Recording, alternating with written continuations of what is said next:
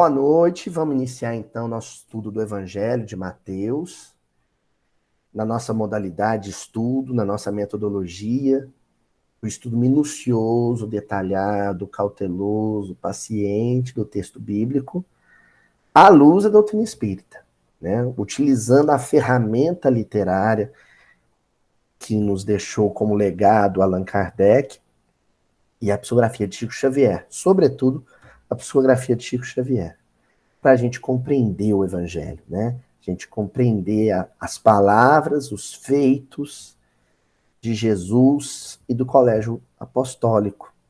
Nós estamos no capítulo 14, em que Jesus caminha sobre as águas. Ele caminha sobre as águas e Pedro, né, Quefas, Simão Pedro, decide também caminhar sobre as águas.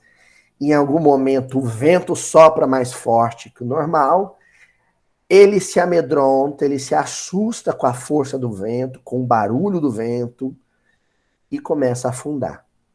Na semana passada a gente viu justamente o momento em que Jesus estende as mãos para livrá-lo do afogamento. E aí nós discutimos, falamos sobre a solidariedade, né? Esse gesto do estender as mãos é um gesto que qualquer um de nós pode e deve praticar no dia a dia. O gesto de estender as mãos para qualquer pessoa que esteja em apuro. E às vezes essa pessoa vai ser um apóstolo de Jesus, né? Quantas vezes estenderam as mãos para o Chico, né? Em situações difíceis, ele contou com a amizade de alguém.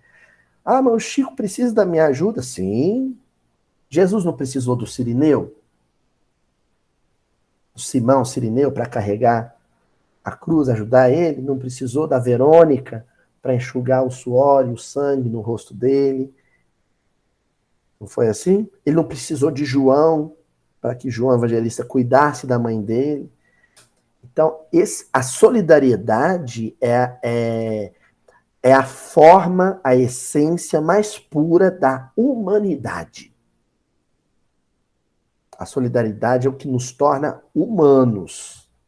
Não que os animais não sejam solidários uns com os outros, que eu já vi cada vídeo fofo de cachorrinho ajudando um ao outro. Mas a diferença é que ali há um gesto instintivo.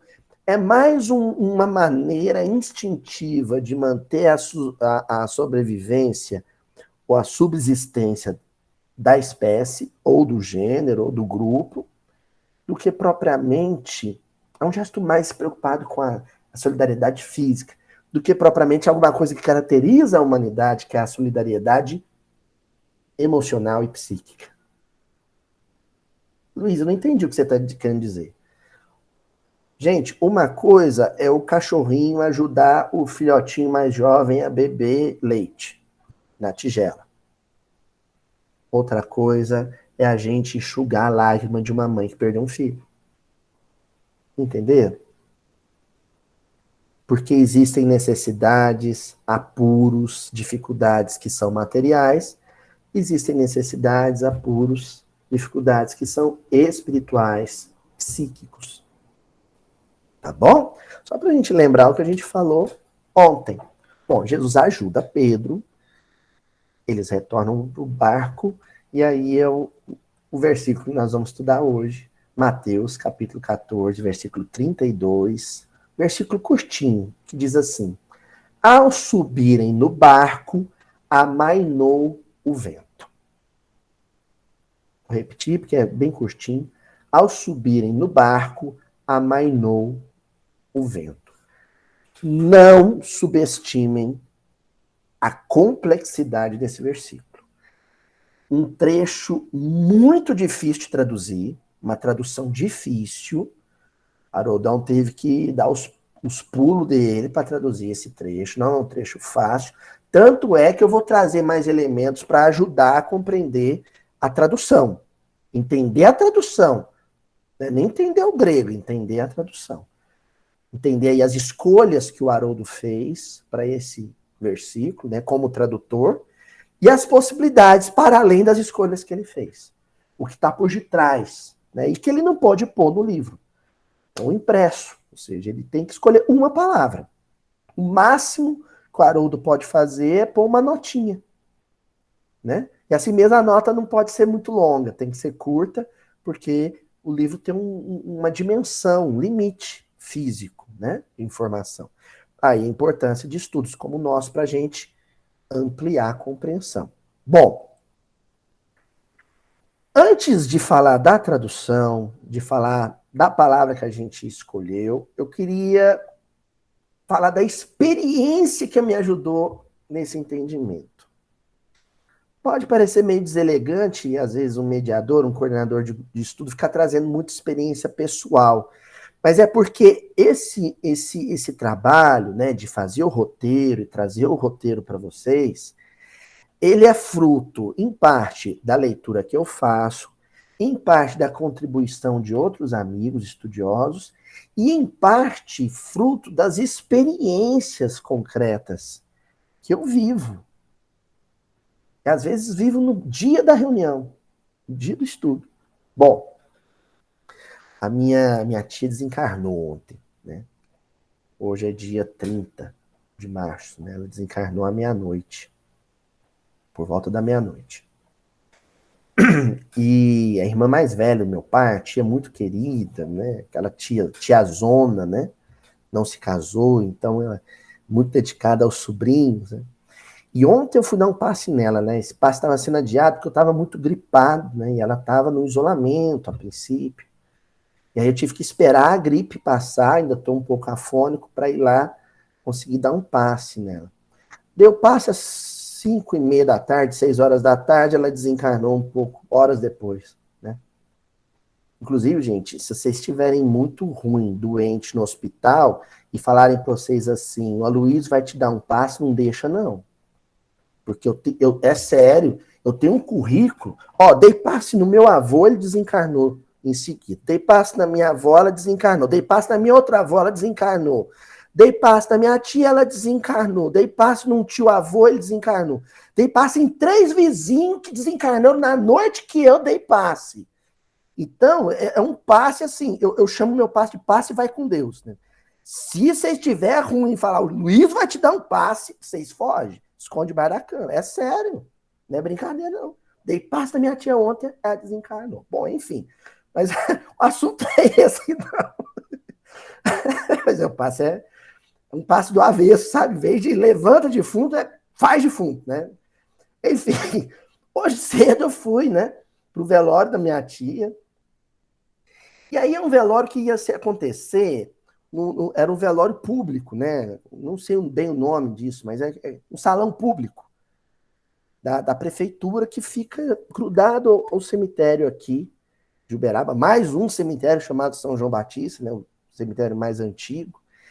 Então eram vários velórios acontecendo ao mesmo tempo, né? Eu cheguei no velório, e aí aqui é tanto de gente, né? E um barulho, né? Dona Joana tá sendo por ela, tá perguntando se é passe ou passaporte. É mais um passaporte, viu, Dona Joana? Tipo, ó, o pooling com médium.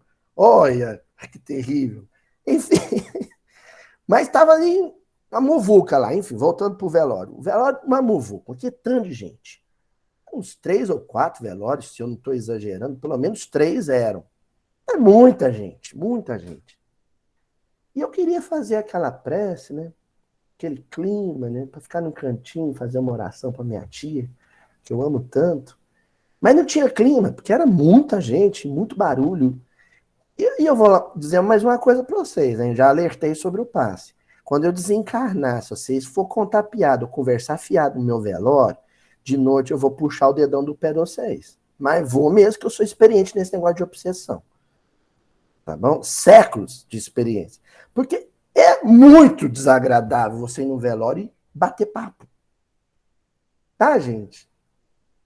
É deselegante, é desagradável, é descaridoso. A gente tem que ir no velório para ficar em silêncio. Inclusive o silêncio mental. Inclusive o silêncio mental. Eu aprendi isso com uma tia minha, casada com meu tio, né, que é japonesa, de descendência japonesa. E eu fiquei impressionado, assim, foi uma coisa, assim, a gente aprende com o Oriente tanto, né?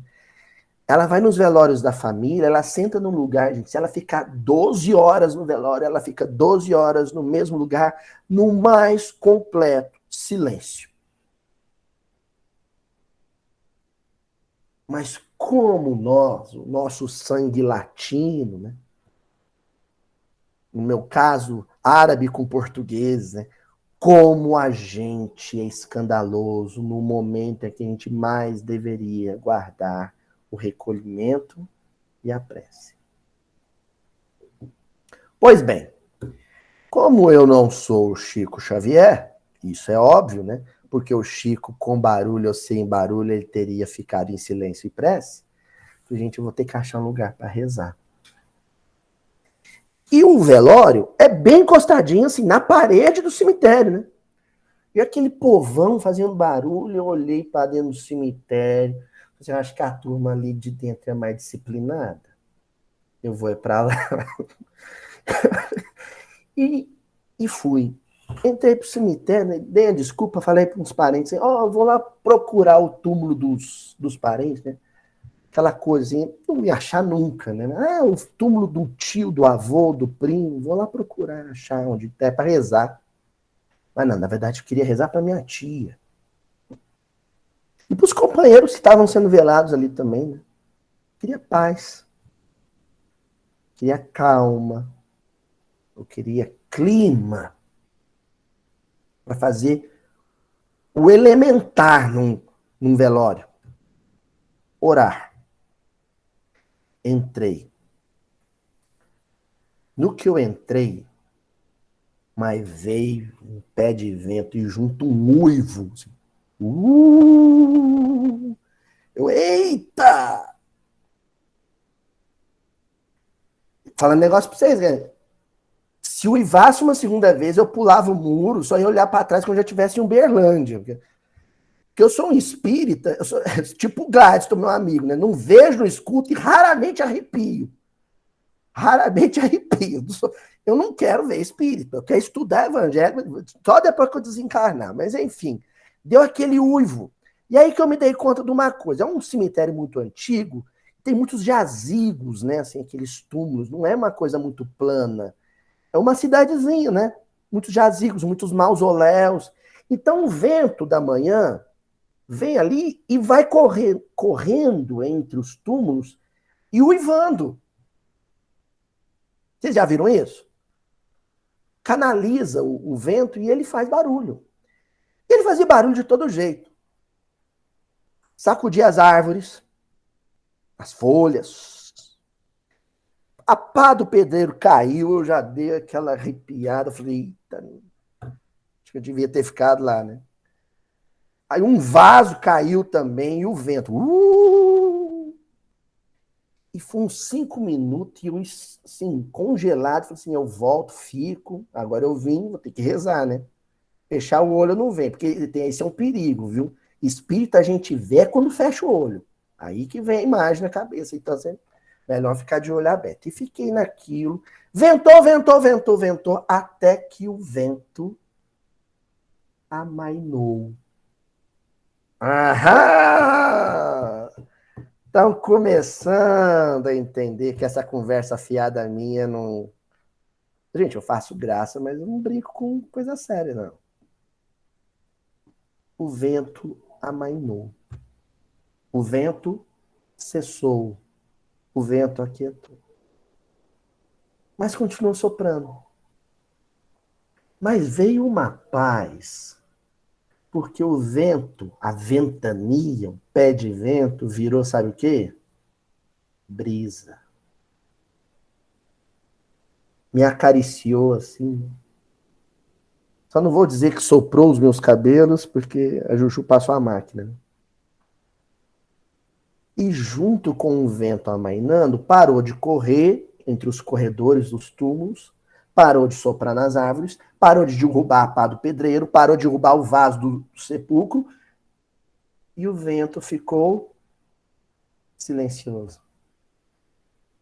Quando veio o silêncio, eu senti o clima íntimo para fazer uma prece. Então veio junto as duas coisas. Silêncio e prece.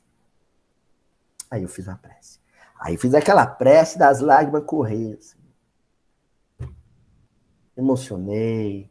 Aí rezei para todo mundo. Eu não tinha vontade de parar de rezar. Rezei para minha tia, rezei, né, pro doutor fulano de tal, que estava ali na frente, ele, a família inteira ali sepultada. Rezei para eles também, tinha a fotinha deles, coisa mais bonitinha.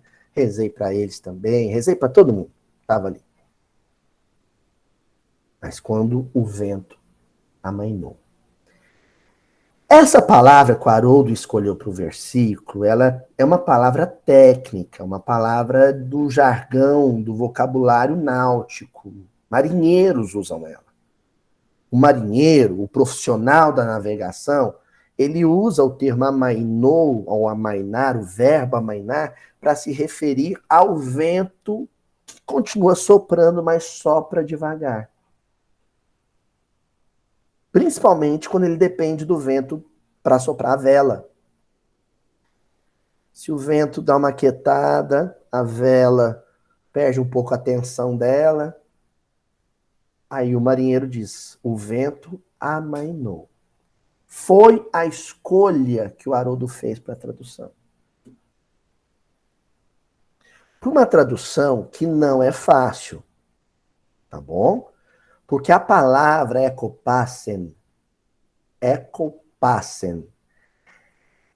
ela não significa bem amainou, não é necessariamente isso. Para fazer uma tradução mais grosseira, porém que nos ajuda a entender a etimologia da palavra ecopassen, seria o vento que sopra fraco. Entendeu? Anemos, vento, né? Ecopassen, que sopra fraco.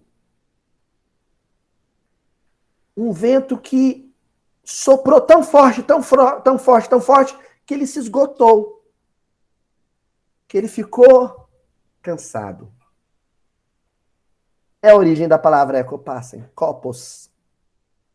Cansado, esgotado, exausto. Olha que coisa genial, né? Que inteligência desses gregos, né? Como é que eles vão dizer um vento que deixa de soprar forte? E olha, gente, para quem já foi na Grécia, sabe que o vento lá, principalmente em Creta, tem um tal de um Heráclion lá, que é o vento que vem do continente, da Europa, que é um vento forte, forte, forte. E aí, quando ele para de soprar muito forte e vira brisa, os gregos diziam que o vento se cansou, kopos. Ele ficou exausto, cansado. Soprou, soprou, soprou, soprou e cansou. Quando ele cansa, ele vira brisa.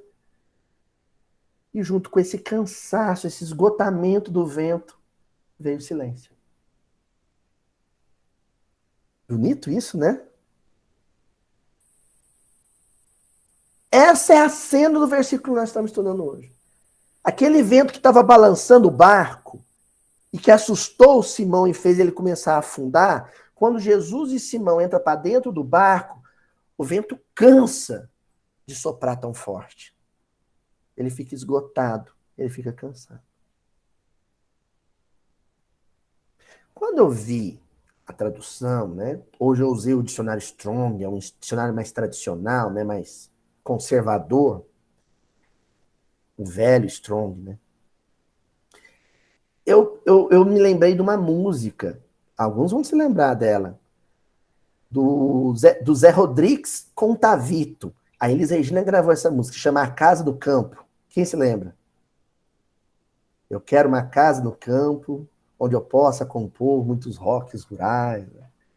E tenha somente a certeza dos amigos do peito, nada mais. Tem um verso lá que o Tavito, aliás, o Tavito fez a música, o Zé Rodrigues fez a letra. O Zé Rodrigues, ele diz assim: eu quero carneiros e cabras pastando solenes no meu jardim. Eu quero silêncio de línguas cansadas. Eu lembrei desse verso da música, falei, olha o versículo aí. O silêncio de línguas cansadas. Línguas falantes, línguas vociferando, Línguas bradando, ofendendo, acusando, maldizendo, são ventos selvagens soprando nas árvores, derrubando a pá do pedreiro, uivando por entre os túmulos. Mas uma hora as línguas se cansam, como o vento. E quando elas se cansam de fazer barulho, elas silenciam.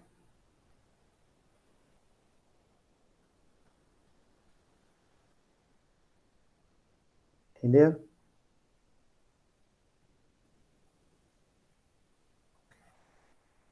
Minha tia, ela era uma contadora de casos extraordinários. Ela é uma contadora de casos extraordinários, assim. Acompanhava o meu dia. Se vocês fuçar aí nos comentários, vocês vão achar a minha tia lá. Contava um caso. Se você quisesse falar com a minha tia, os áudios dela no WhatsApp, os menores era 4 minutos. Aí eu aprendi a colocar aquele 2x para falar mais rápido, né? Para escutar o áudio dela, porque senão eu ficava tarde. Quando ela me ligava no meu aniversário, eu só falava assim, oi. Eu chamava ela de bebém, porque quando eu era pequena, a gente chama. Ela falava, ô meu bem, e a gente falava, ô bebém. Aí eu falava para ela assim, oi bebém. E pronto, ali você podia pôr o telefone, sair, tomar banho, voltar. E ela tava falando, adorava falar. Mas eu encontrei ela quando eu fui dar passe, caladinha, só. A língua estava cansada, silenciosa. Ela teve uma metástase no pulmão, então ela respirava com dificuldade. Então ela daria conta de falar algumas palavras, não muitas. Porque ela podia falar somente algumas palavras, ela tinha que escolher bem as palavras. Então só dizia coisa boa. Eu te amo, vou rezar por você, Deus te abençoa, fique em paz. É só o que eu ouvi da minha tia em 30 dias de doença.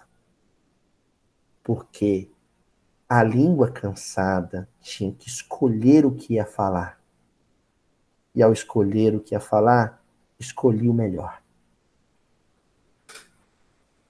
Mas quando a língua tá saudável, né? Serelepe, assanhada, agitada, é uma metralhadora. E fala, e fala, e fala, fala. É o vento soprando. E fazendo muita gente se assustar e muita gente se afundar.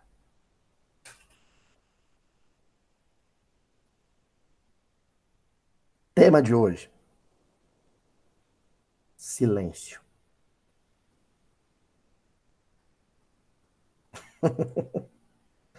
A palavrinha é o amainou, né? Esse amainar do vento é o cansaço da língua. É a língua que, de tanto espalhar barulho e destruição, resolveu ficar quietinha. E só se movimentar para dizer o necessário. O que for útil, o que for bom, o que for belo. O silêncio das línguas cansadas. Séculos e séculos usando mal a língua, né, gente? Uma hora ela cansa de falar besteira, de ofender, de magoar, de se magoar.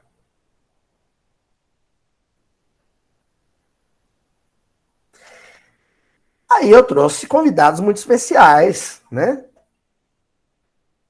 Primeiro no livro Instruções Psicofônicas, que é um livro em que o Chico usou a sua língua, o seu palato, a sua palavra, o seu lábio, a sua boca, como instrumento mediúnico.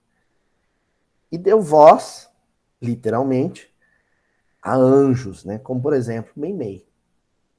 E aí, no capítulo 14 de Instruções Psicofônicas, a nossa querida Meimei, ela dita uma mensagem intitulada A Melodia do Silêncio.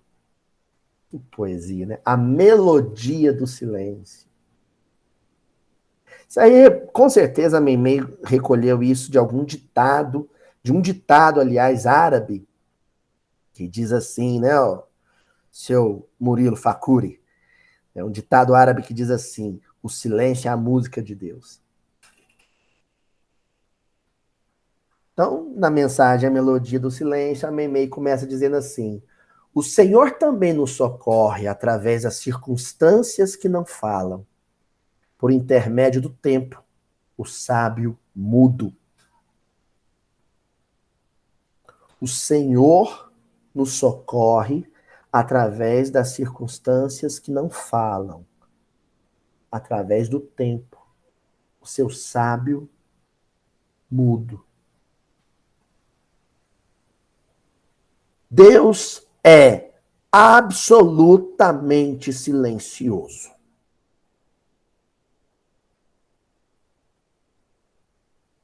Deus é absolutamente silencioso. O concurso de Deus, aquilo que a gente chama de providência divina, é silêncio puro. Usando as suas ferramentas de forma absolutamente silenciosa. Quais são elas? As circunstâncias são ferramentas de Deus. O tempo é uma ferramenta de Deus.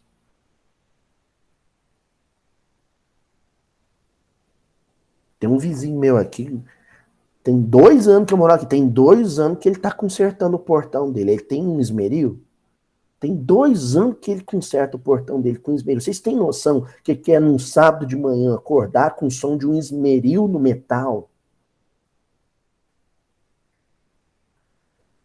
O meu vizinho, usando a ferramenta dele para arrumar o portão, é a gente utilizando a língua num jantar de família. A gente pensa que está consertando as coisas, mas na verdade a gente só está fazendo barulho. Porque não é possível, 2 anos mexendo nessa ferramenta e nesse portão, ele não fica pronto, quer dizer que não está sabendo usar, que me perdoe meu vizinho. É a gente. Jantar de família, ceia de Natal, aniversário do fulano, a gente vai e fala, e fala, e fala, e dá sermão, e faz palestra. Se for espírita, então, que espírita é muito chato, né? Espírita adora citar uma frase de cor do André Luiz, que na verdade é do Emmanuel.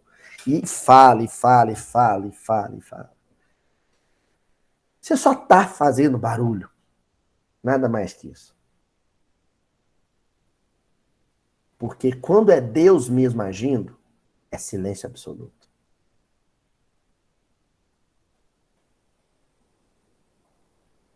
Continua Meimei. Não quebres a melodia do silêncio, onde tua frase soaria em desacordo com a lei de amor que nos governa o caminho. Gente, quando Deus estiver fazendo silêncio, não atrapalha não.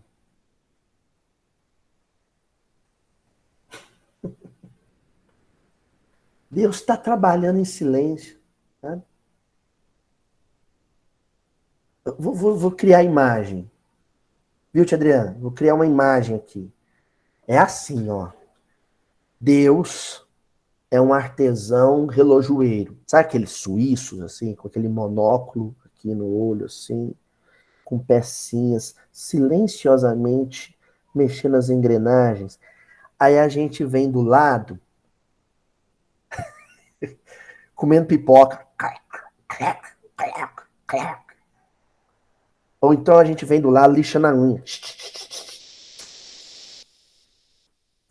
Ou a gente pega no ouvidinho de Deus e dá um espirro, assim. Deus e o silêncio trabalhando. E aí a gente pega e interrompe, atrapalha, perturba o silêncio de Deus com o nosso ruído. Esse ruído pode ser um ruído verbal, ou esse ruído pode ser um ruído mental, vibratório.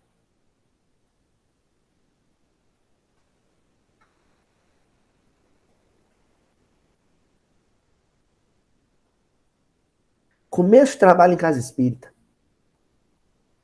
Sabe o que fica, parece? Vocês já viram aqueles vídeos, assim, com as câmeras internas das lojas americanas no Black Friday, antes de abrir o portão?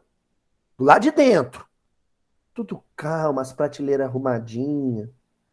Aí os lojistas começam, 10, 9, 8, e abre o portão. Aí, novela Pantanal, né? Aqui é boiada, assim. É a gente entrando pro trabalho espírita. Os espíritos vão lá, o centro tá vazio, não tem ninguém, preparam os equipamentos. Gente, tem equipamento numa câmara de passe. Vocês sabiam disso? Tem aparelhos, que nem uma sala de cirurgia. Tem, sabe? É um lugar de terapia. Aí eles deixam tudo limpinho, vibratoriamente, aquele silêncio, tudo. A reunião do miudinho começa às 7h30. Aí abre o portão e entra. Vou falar de nós, gente, mas é mentira, nós somos super educados. É só pra não, né? Pra ninguém se ofender fora do nosso trabalho. Aí abre o portão e entra o povo. Vocês viram a passeata contra o fulano de tal hoje? Vocês viram que morreu na novela? E a gente faz aquele barulho antes da reunião. Barulho vibratório. Às vezes você entra, senta quietinho. Não abre a boca. Mas a cabeça, ó, é um trio elétrico de pensamentos. E a Meimei encerra dizendo assim: recorda a ilimitada paciência do Pai Celestial para com as nossas próprias faltas e ajudemos, sem alarde, ao companheiro da romagem terrestre, que muitas vezes apenas aguarda o socorro de nosso silêncio, a fim de elevar-se à comunhão com Deus. Ah, Jesus amado, eu quero ajudar na evolução do meu filho. Aí Jesus fala assim para você: você quer ajudar, bem? Quero, Senhor. Então vamos começar ficando calados.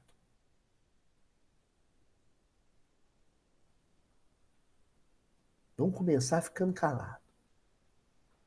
Para de reclamar do seu filho homem para sua filha mulher. Não é assim? Mãe é um perigo, gente. Mãe é um perigo. Mãe fala mal de um filho para outro.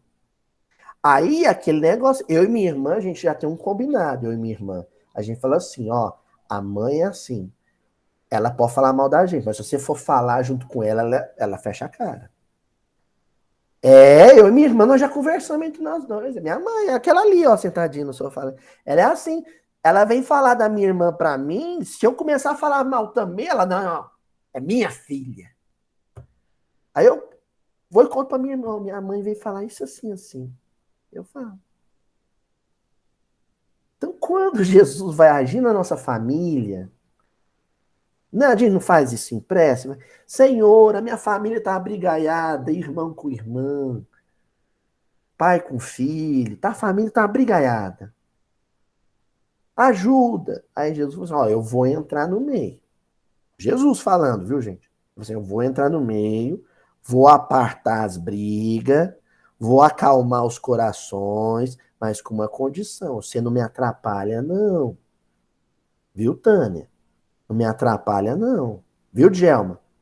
Você fica caladinha. Na hora que eu estiver trabalhando, eu e os meus servidores, você fica caladinho em prece, no seu cantinho. Vai pro quarto rezar.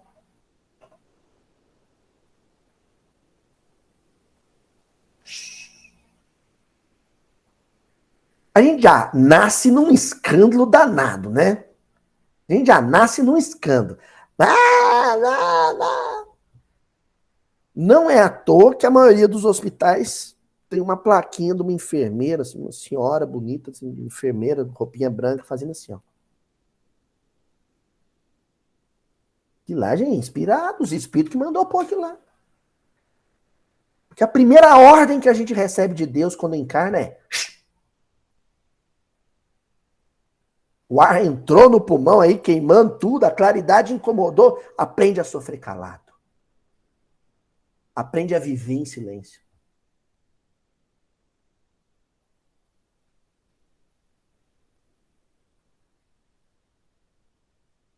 Não é assim? Ó. Agora vem uma lição, gente, que para mim é a lição da noite e é um clássico do André Luiz. Está no livro Senda para Deus, capítulo 3, e se chama SOS. SOS. Sabe aquele símbolo náutico também, né? Do SOS é um código universal, né? Em qualquer mar do mundo, em qualquer praia, em qualquer ilha, qualquer navio, o símbolo SOS, essa sigla, essas 3 letras, é universal. O que significa o SOS? Socorro, salve-me, né? Pois bem, a lição do André Luiz se chama SOS. E ele começa dizendo assim: a existência é comparável ao firmamento que nem sempre surge anilado. Dias sobrevêm nos quais as nuvens da prova se entrechocam de improviso, estabelecendo o aguaceiro das lágrimas. Raios de angústias varrem o céu da esperança, granizos de sofrimento apedrejam sonhos, rajadas de calúnia açoitam a alma, enxurrada, carregando maledicência, invade o caminho, anunciando a subversão. Multiplicam-se os problemas, traçando os testes do destino, em que nos verificará o aproveitamento dos valores que o mundo nos oferece.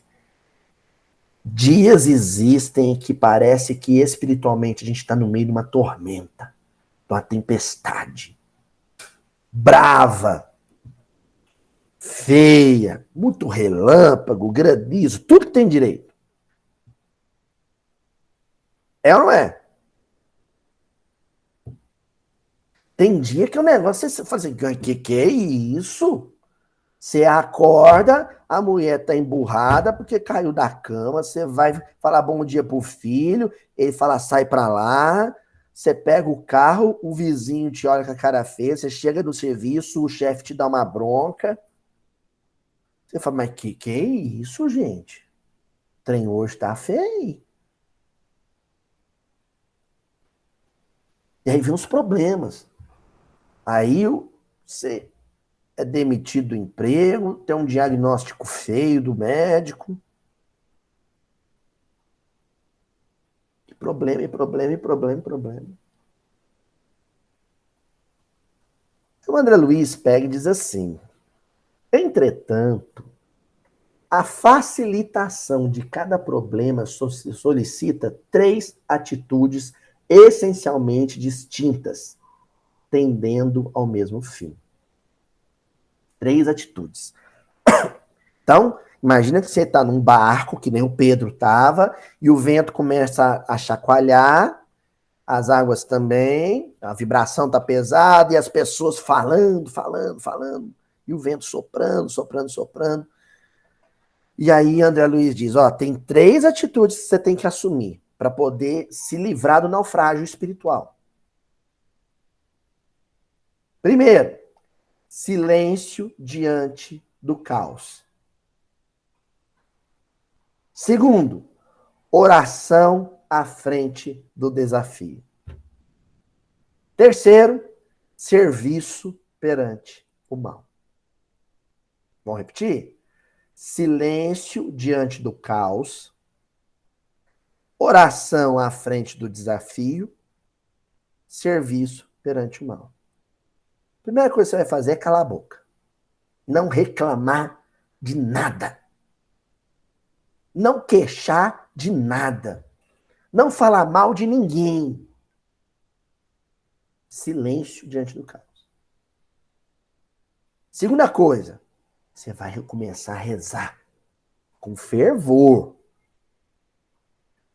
Oração sentida, assim, da entranha, sabe? Lava quente, transbordando em forma de prece. E terceiro, começar a fazer o que precisa fazer. Trabalhar. Se for problema de financeiro, vai fazer uns bicos. Se for problema de saúde, vai se tratar. Vai perder peso, vai fazer uma fisioterapia, vai tomar um remédio que precisa, fazer a quimioterapia que precisa. Serviço, ação, silêncio, oração e serviço. S-O-S.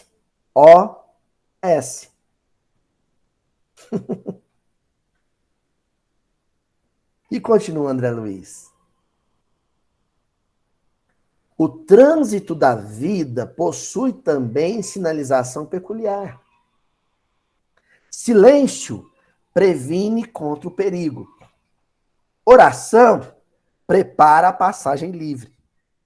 Serviço garante a marcha correta.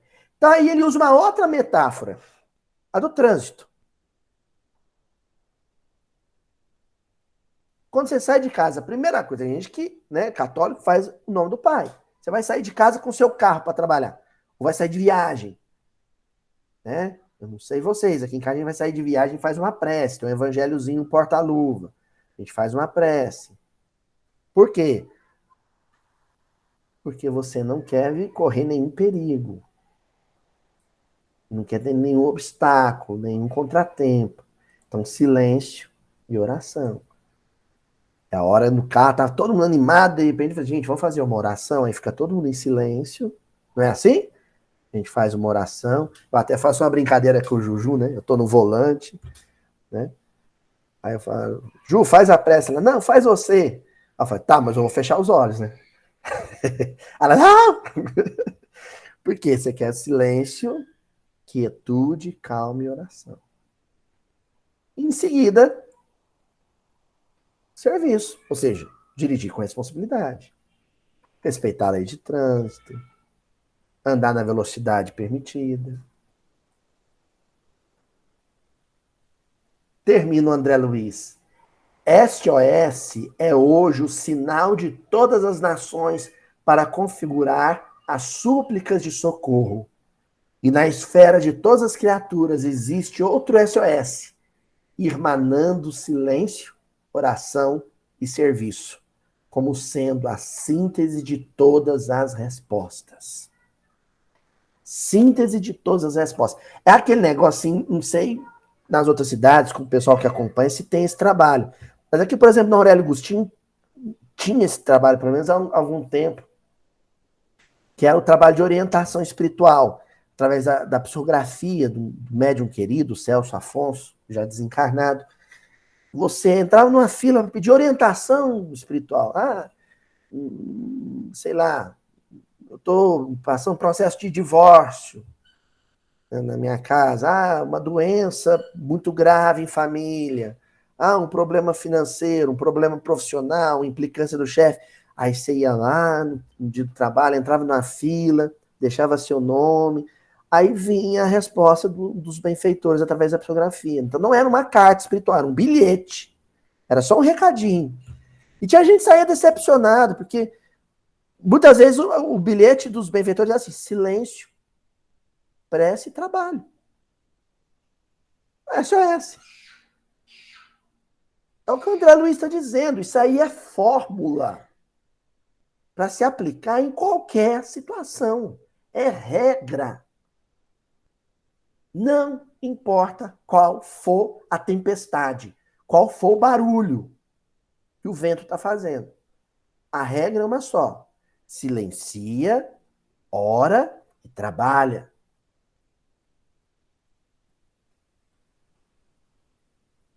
Tá bom? Bem, agora nós vamos para o livro Opinião Espírita, porque hoje eu estou de André Luiz.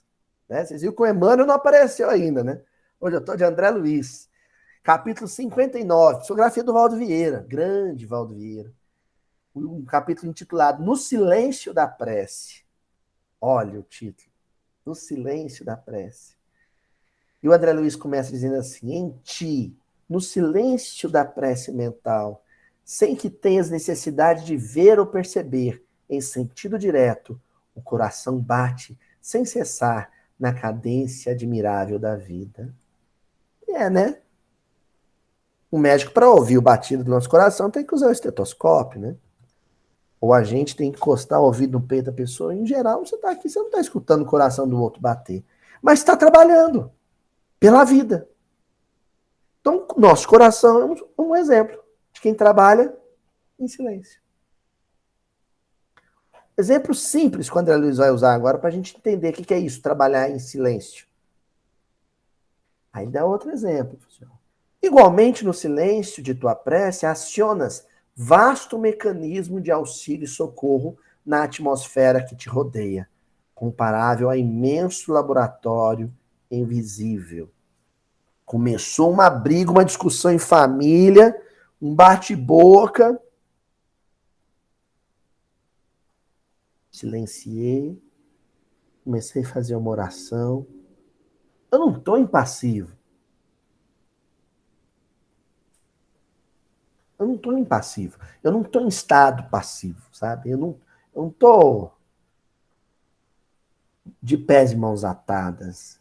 Eu não estou sendo condescendente, eu não estou sendo omisso. Eu só estou usando uma estratégia de ação não convencional, que o mundo não vai entender. Talvez alguém entenda isso como cinismo, ironia, e fala assim, né? Tá calado, né? Mas eu estou trabalhando vibratoriamente pela mudança do estado ao meu redor. Isso que o André Luiz está falando nessa mensagem, gente, ele descreve na obra, né, A Vida no Mundo Espiritual, né, Nosso Lar, Missionários da Luz, Obreiros da Vida Eterna, ele descreve esses processos. Tanto que ele afirma em seguida, o teu influxo emocional dirige-se além de teus sentidos, para onde te sintonizes, através de insondáveis elementos dinâmicos. Não subestime a força da sua oração quando você estiver em silêncio. Vou falar um negócio forte para vocês, gente. Uma oração poderosa de alguém em silêncio para uma bala no ar. Desvia o curso de uma bala.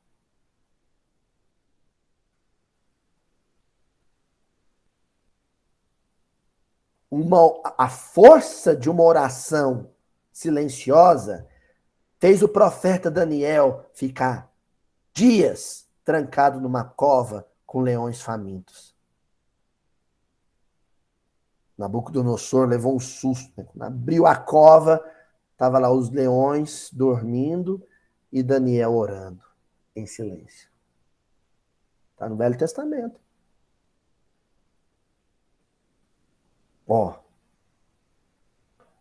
O firmamento não é impassível porque te pareça mudo. No silêncio de tua prece mental, podes expressar até mesmo com mais veemência do que num discurso de 1000 palavras. Olha que coisa incrível. No silêncio da tua prece, você pode transmitir mais santidade, mais luminosidade espiritual do que numa palestra. Quem leu o Paulo e Estevão se lembra daquele concílio na cidade de Antioquia, né? Uma situação tensa entre Paulo e Tiago, né? Ali estavam presentes alguns enviados de Tiago, alguns representantes de Tiago, estava Pedro também, né? E aí Paulo põe Pedro numa fogueira, numa sinuca de bico, né? No meio da reunião ele fala, Pedro, e aí, quem é que tá certo, eu ou Tiago? E durante todo o bate-boca e toda a reunião acalorada, Pedro ficou em silêncio, em prece. Porque ele ficou em silêncio e em prece, na hora que ele foi chamado a abrir a boca, ele abriu a boca com precisão, sem equívoco. O silêncio das línguas cansadas, né? Durante 3 anos no convívio com Jesus, Pedro falou tanta besteira, conversou tanta borracha. Não é assim? Falou mal da Madalena, implicou com João, caçou encrenca com Judas. Até com Jesus ele caçou encrenca. Mas, depois da crucificação, a língua de Pedro ficou cansada de acusar. E ele fala justamente disso no discurso dele em Antioquia. Ele fala justamente isso. Ele fala assim, eu não vou opinar. A minha língua não merece opinar sobre problema entre vocês, porque eu já criei problema demais. Eu já causei confusão demais. Eu prefiro ficar calado. Olha só, a atitude dele faz Paulo pensar, se ele, Pedro, ficou quieto, eu vou calar também. E o Emmanuel faz questão de dizer no livro Paulo Estevam que foi assim que o silêncio de Pedro salvou o cristianismo da primeira hora. Ali podia ter tido uma cisão. O silêncio de Pedro salvou o cristianismo da primeira hora. Bom, para a gente ir finalizando, duas mensagens doces, ternas, carinhosas, assim. Daquelas mensagens é que o Espírito falou, vou escolher as palavras assim, com hashi japonês, assim, com palitinho, assim, sabe? Vou pinçar as palavras que eu vou usar. A primeira delas da Meimei, de novo, que está no livro Pai Nosso, que eu adoro, um livro assim, infanto-juvenil, mas que é profundo demais, né? No capítulo 6, que é perdoar as nossas dívidas, assim como perdoamos nossos devedores. E ela diz, o silêncio ajuda sempre. Quando ouvimos palavras infelizes, quando alguém está irritado, quando a maledicência nos procura, quando a ofensa nos golpeia, quando alguém se encoleriza, quando a crítica nos fere, quando escutamos a calúnia, quando a ignorância nos acusa, quando o orgulho nos humilha, quando a vaidade nos provoca. O silêncio é a gentileza do perdão que se cala e espera o tempo. Ei, Meimei! Ela começa dizendo, o silêncio ajuda sempre. Aí ela vai dizer o que é o sempre. Quando alguém me xinga no trânsito, quando o patrão fala, você está na rua, quando o marido reclama do sal no arroz, quando o filho bate a porta do quarto, o silêncio ajuda sempre. E ela vai explicar o porquê no final. O silêncio é um gesto de gentileza, promovido pelo perdão, motivado pelo perdão. Porque o perdão sabe calar para que o tempo fale por ele. Entendeu? O silêncio é uma ferramenta nas mãos do perdão. É o gesto de gentileza do perdão. Que se cala, faz silêncio, permitindo que o tempo fale por ele.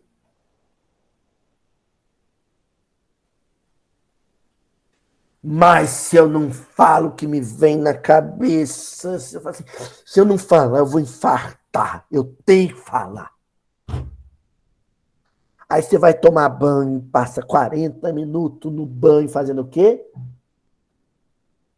Pensando o que vai dizer quando sair do banho. Porque eu calei antes do banho, mas quando eu sair, eu vou pegar ele, eu vou pegar ela vai ter que me ouvir.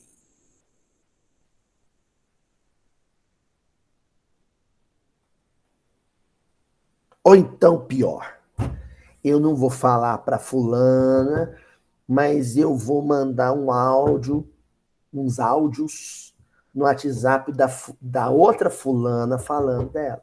Só que aí você se embanana e manda para fulana de quem você está falando mal. E aí quando você vê é tarde demais. Aí a casa caiu. Aí você tenta apagar e não consegue apagar. Não é assim? Ai, Senhor, se o meu WhatsApp é motivo de escândalo, deleta-o. Não é? Para a gente finalizar, nós vamos para o livro O Essencial. Eu já acho o nome desse livro. Sabe, nem tem interior. Se tiver só a capa, já tá tudo certo. O Essencial. Capítulo 21. Silêncio. Olha que coisa linda. Nós vamos finalizar com o Emmanuel hoje. Ele apareceu no final, o professor apareceu no final, para dizer assim: o verbo vale mais quando se aprende a ouvir. Cultiva onde estiveres a força do silêncio. A força do silêncio. Contempla a natureza a servir sem alarde. Brilha o sol sem ruído. Nasce a flor sem barulho. A frase que constrói será sempre uma bênção. Mas escuta, o silêncio traz as vozes de Deus. Poema, né? Mas escuta. Ó, escuta. Estão ouvindo? É Deus falando através da brisa, do vento que amainou. Jesus nos abençoe. Até a semana que vem.